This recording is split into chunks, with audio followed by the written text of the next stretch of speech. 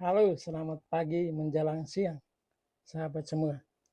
Hari ini saya mau angkat satu tema, yaitu Roy Suryo, pakar telematika gadungan.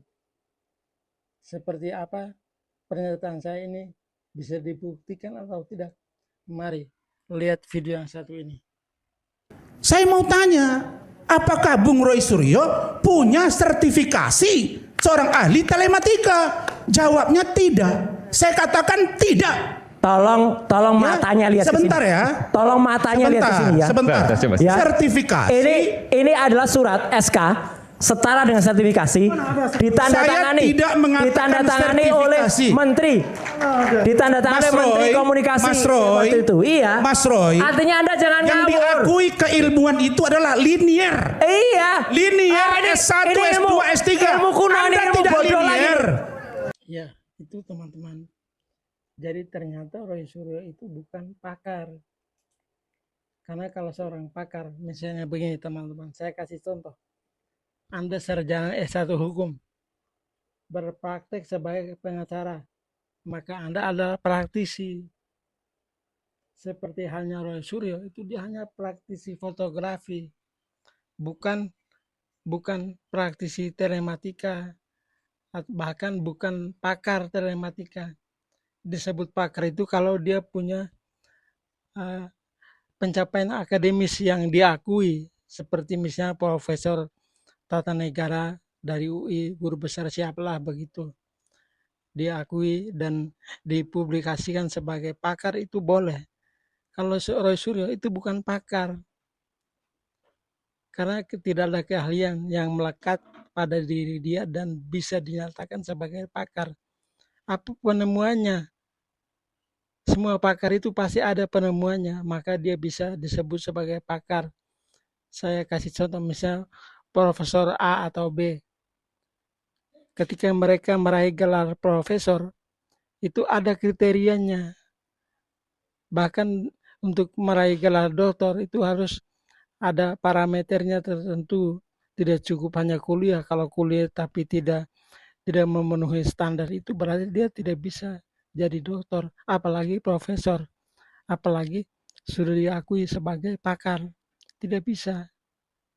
Jadi jelas ya, Roy Suryo itu bukan pakar, dia hanya praktisi. Praktisi telematika, praktisi fotografi. Dia kan selalu menggaungkan bahwa dia juara satu lomba foto nasional. Ya, itu hanya praktisi. Dia hobi-hobi foto saja. Kalau semua orang menjalankan hobinya lalu serta-merta menyatakan diri secara sepihak sebagai pakar, Indonesia ini sangat kaya pakar. Makanya dibilang anak SMP pun itu bisa jadi pakar. Karena apa? Dia hanya jalan-jalan bawa kamera lalu foto-foto, terus diakui sebagai pakar. Begitu. Roy Suryo ini sungguh terlalu. Anda bukan pakar, Anda hanya praktisi. Anda hanya orang yang punya hobi foto, orang yang hanya punya hobi analisa foto. Makanya Anda itu kemarin terlalu angkuh, bahkan mengatakan bahwa Anda itu menggunakan telekomunikasi, pakai istilah keren, dengan di televisi berapa kali itu tampil seolah-olah hebat banget. Anda bukan hebat. Itu hanya metode biasa untuk menganalisa satu keaslian dokumen. Error level analysis. Itu metode untuk menganalisa satu keaslian dokumen. Bukan satu ilmu yang luar biasa di awan-awan, bukan. Ini era teknologi informasi. Maka dia bilang dia ahli telematika. Omong kosong, bohong. Dia hanya orang biasa saja. Orang yang mungkin praktisi, boleh dibilang praktisi karena dia memang hobi foto-foto, hobi menganalisa. Bahkan beberapa saat lalu ketika ada artis yang bermasalah, dia yang diminta sebagai orang yang menganalisa videonya, fotonya. Ya itu tidak apa-apa karena dia praktisi. Tapi kalau menyatakan diri sebagai pakar, itu patut dipertanyakan. Karena kalau pakar itu tidak sekonyong-konyong datang karena teman-teman mengakui bahwa kamu ini fotografer bagus. Kemudian serta-merta kamu menyatakan diri sebagai pakar. Tidak, tidak seperti itu, sahabat. Jadi tolong hati-hati dan pintar juga ya.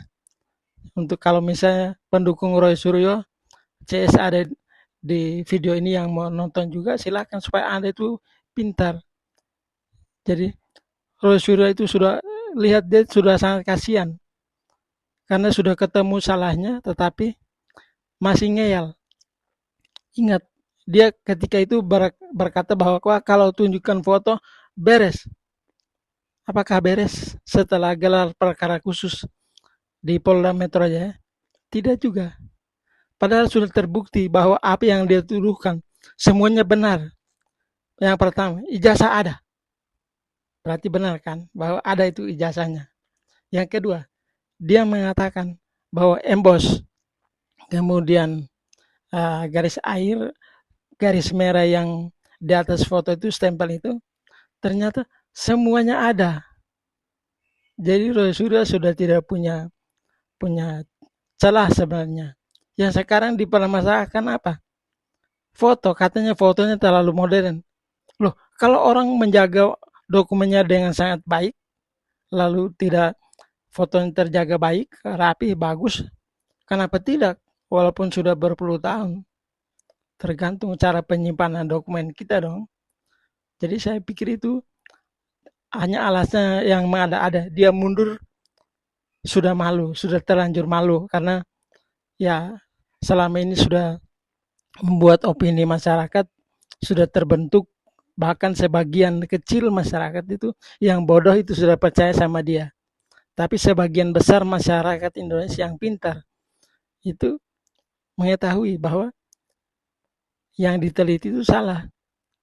Karena setelah saya mempelajari metode ELA itu dia harus menggunakan 2 aplikasi. Ini saya kasih tunjuk teman-temannya. Aplikasinya namanya Photo Forensics dan Forensically Beta. Itu aplikasi yang digunakan untuk melakukan ELA. Untuk melakukan error level analysis itu menggunakan 2 aplikasi tadi. Photo Forensics atau Forensically Beta. Itu aplikasinya. Teman-teman yang punya Play Store bisa download. Bisa kok, sangat gampang. Saya bahkan sudah download, makanya saya bisa jelasin ini ke teman-teman. Jadi bukan sesuatu yang sulit. Makanya pantas Pak Rasman mengatakan bahwa anak SMP pun bisa melakukan itu. Jadi tidak perlu kamu jadi pakar untuk melakukan itu. Teknologi sudah maju. Tinggal download aplikasinya lalu lakukan apa yang ingin Anda lakukan terhadap satu dokumen itu. Makanya saya heran, loh kok dia neliti foto mungkin bukan lagi primer, bukan lagi sekunder, tapi tersier, tapi dia bisa menyimpulkan bahwa palsu. Dia tidak mengerti kaidah ilmiah. Dia bilang penelitian ilmiah, tapi dia jauh dari kaidah penelitian ilmiah. Satu penelitian ilmiah itu mengambil data dari dokumen primer, bukan dokumen sekunder, apalagi tersier. Maka ketika dia mengatakan bahwa wah ini foto ini atau dokumen ini palsu nih, ijazahnya Pak Jokowi ini palsu, katakanlah dia bilang begitu kan, itu mana yang palsu? Setelah polisi menunjukkan dokumennya, dia bengong, wah ternyata ada. Bahkan teman-teman bisa saksikan ada satu pengacara dari salah seorang tersangka itu sampai menangis di Polda Metro Jaya. Katanya, wah saya ternyata apa yang selama ini tidak kita lihat dan jadi pertanyaan publik, itu bisa kita lihat. Wah jelas benar ada dokumennya dan asli. Tapi Roy Suryo menutup mata terhadap itu. Karena sudah dibutakan. Entah kenapa ya, itu masalah pribadi dia. Sampai di televisi swasta ketika muncul lagi, masih sama prinsipnya. Masih tidak bergeming dengan apa yang dia tuduhkan. Sekarang beralih. Semula dia tuduhkan masalah emboss, masalah garis merah dari cap yang melintas di atas foto, kemudian apalagi itu garis air itu, semuanya dipatahkan karena semuanya ada. Yang sekarang dipermasalahkan apa? Katanya fotonya terlalu muda. Mungkin tahunnya tahun muda. Bukan. Cara penyimpanan Pak Jokowi yang bagus. Maka ada 13 data ijazah teman-teman Pak Jokowi yang juga diteliti oleh teman-teman dari Mabes Polri, dari Polda Metro Jaya. Saya bilang teman-teman karena saya sering ke sana. Saya kenal beberapa jenderal, jadi saya sangat tahu baik cara kerja mereka seperti apa karena mereka sahabat-sahabat saya. Mereka profesional kok.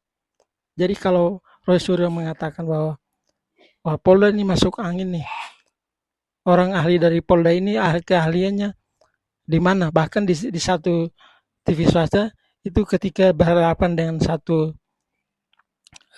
pakar dari Polda itu, dia mengatakan, kamu pakar apa?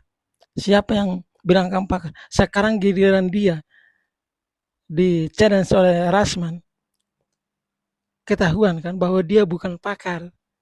Dia menunjukkan dokumen tadi dari kementerian apa tadi itu bukan pakar. Yang kayak begitu banyak.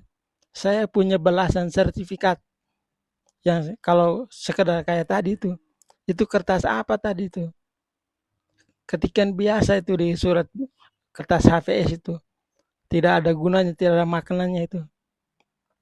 Jadi kalau Roy Suryo membanggakan diri sebagai pakar, itu patut dipertanyakan. Dia bukan pakar, tetapi dia hanya praktisi telematika, bukan pakar telematika ya. Jadi teman-teman harus cerdas ya. Nah, saya kasih satu video lagi karena dia sudah terpojok, sudah emosional, maka sikap dia itu makin menjadi-jadi. Ini teman-teman lihat satu video dia ini. Sebenarnya saya paham ya namanya status sekarang tersangka, bisa saja rasa emosionalnya muncul. Karena saya pernah merasakan itu. Tetapi kalau cerita terpidana, Anda pernah terpidana kan? Lah, tolong jawab dulu, pernah nggak Anda terpidana? Ya nggak apa-apa, saya jujur. Selama. Lah udah, tapi kan saya jalani prosesnya. Saya jalani prosesnya, mau apa? Ya. Tapi kamu tadi goblok itu mengatakan bahwa udah, itu linier. Nggak ada ilmu linier itu kuno. Nggak ada. Mana-mana dia emosional sampai mengatakan seorang dokter seperti Pak Rasman itu goblok. Siapa yang sebenarnya goblok? Itu kata-kata yang tidak pantas bagi seorang yang mengaku intelek seperti Roy Suryo. Jadi kalau sahabat semua yang menonton video ini harus menjaga tutur kata. Apalagi mohon maaf dia dari etnis yang menjaga sopan santun sangat tinggi kan. Jadi ya sangat disayangkan bahwa seorang Roy Suryo itu yang dulu ketika muncul pertama kita pikir wah ini orang hebat nih. Ternyata sekarang masuk angin. Kepakarannya ternyata terbukti sekarang dia bukan pakar, dia bukan siapa-siapa. Dia praktisi biasa. Sama seperti kita. Kalau Bapak Ibu atau sahabat ada yang sebagai praktisi di bidang hukum kah atau di bidang pendidikan kah, itu saya salut, saya hormat. Karena Anda tidak perlu mengakui diri sebagai praktisi pun Anda praktisi karena Anda hidup dari kegiatan yang Anda lakukan, dari profesi ayah, profesi Anda yang Anda tekuni. Itu sahabat. Jadi kita sudah tahu kan perbedaan antara praktisi dan pakar. Jadi pakar itu adalah orang yang secara akademis itu mencapai satu level tertentu dan diakui, seperti ya pakar hukum tata negara misalnya, atau pakar hukum apalah, atau pakar apa, pakar di bidang telekomunikasi yang memang benar-benar kepakarannya itu diakui dan ada sertifikasinya, bukan katanya-katanya ya teman-teman. Jadi saya hanya mau mengatakan hari ini sesuai dengan tema kita bahwa Roy Suryo bukan pakar telematika, dia hanya praktisi. Itu tema kita hari ini. Jadi terima kasih teman-teman sudah menonton video ini, dan jangan lupa yang belum like dan subscribe, silakan like dan subscribe serta tinggalkan komentar yang baik, yang mencerahkan dan mencerdaskan kita supaya kita lebih baik. Ya teman-teman, terima kasih dan selamat siang.